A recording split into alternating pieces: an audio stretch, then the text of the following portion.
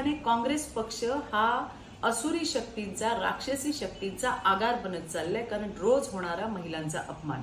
काल काँग्रेसचे खासदार रणदीप सुरजेवाला यांनी अतिशय गलिच्छ अशी टिप्पणी महिलांबाबत त्या ठिकाणी केली आहे.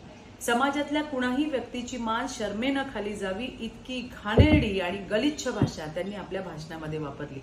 या भाषणात त्यांनी खासदार आणि अभिनेत्री असलेल्या हेमा मालिनींवर सडकी मुक्ताफळं त्या ठिकाणी उधळली आहेत. सुरजेवाला म्हणतात की आपण आमदार खासदार कशासाठी निवडून देतो, आपला आवाज उठवतील ही मंडळी कुणी हेमा मालिनी नाहीत की ज्यांना केवळ चाटण्यासाठी आपण त्या ठिकाणी बनवलं जातं.